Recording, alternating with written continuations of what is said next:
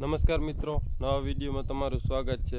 આજે આપણે વાત કરવાના કે જે આપણે અગાઉ એક વિડીયો મૂક્યો હતો કે જેમાં નાઇટ્રોજન જે આ કોંગ્રેસ ઘાસ કહીએ છીએ અહીંયા ગાજર ઘાસ ને કડવું ઘાસ આ આવા નામથી જાણીતું ઘાસ છે।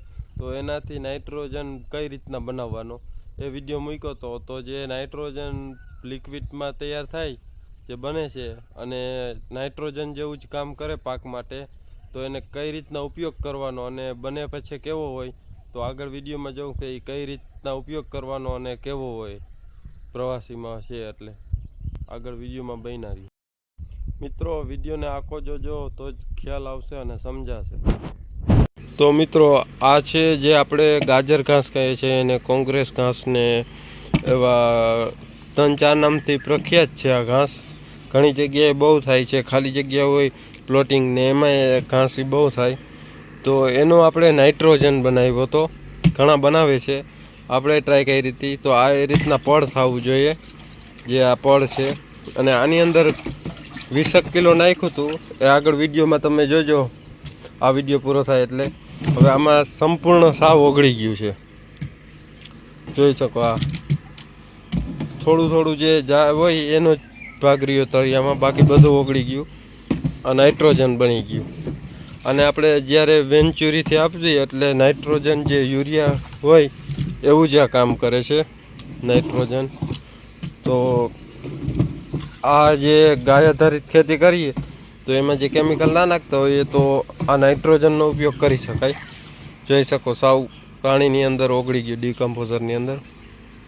ને મિત્રો આનાથી ફાયદો શું થાય કે એક તો નાઇટ્રોજન જ મળે, ને બીજું જે આ લિક્વિડ હોય એ સાવ કડવું હોય, એટલે આ ઘણી જગ્યાએ તમે જોયું હશે કે તંબાકુ નાખે એટલે એનાથી શું જીવાત ના આવે। તો આ એવું કડવું હોય એટલે આ કદાચ જમીનની અંદર જાય ને જ્યાં ઝાડ હોય જે પાક હોય એના આગળ, તો એના હિસાબે આમાં જીવાત ના આવે, પાકની અંદર એમાં જીવાત ના આવે।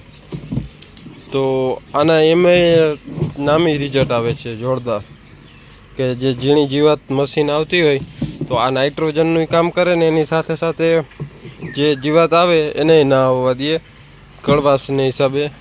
તો આ જે આપણે નાઇટ્રોજન બનાવ્યું તો એનું આપણે વેન્ચુરીથી આપીએ તો જોવાય આગળ।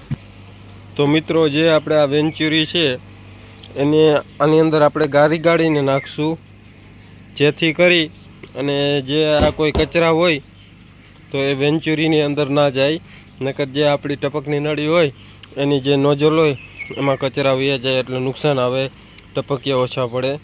તો આપણે એને ગાળશું પહેલાં। આનું બહુ જોરદાર રિઝલ્ટ આવે છે મિત્રો।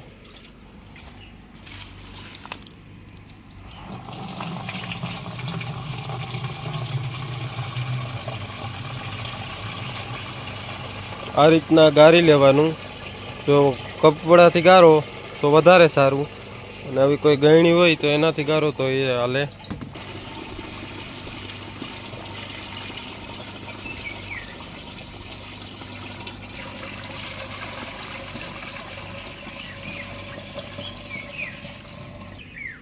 તો મિત્રો જો આ રીતના કમ્પ્લીટ ગરાઈ ગયો એટલે આમાં હવે કોઈ જાતનો કચરો હોય જ નહીં, આ પ્યોર જે ઓરિજિનલ નાઇટ્રોજન હોય એવું જ થઈ જાય। જોઈ શકો તમે આ નાઇટ્રોજન હવે આપણે ટપકની અંદર જાય છે, ધીમે ધીમે જતું હોય, જે પાણી પિયત ચાલુ હોય એના ભેગું ટપકનું પિયત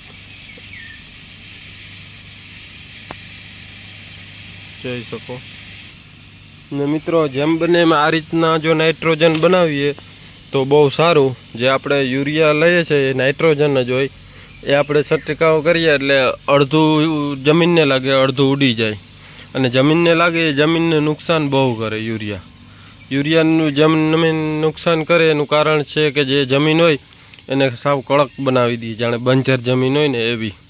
એટલે જ તો જે આપણે આ ટ્રેક્ટર થઈ ગયા એટલે ખબર ના પડે, પણ જો પહેલાંના જે બળદથી ખેતી કરતા એને કદાચ આંકવા દો એટલે ખબર પડી જાય કે જમીન કેવી કઠણ થઈ ગઈ છે।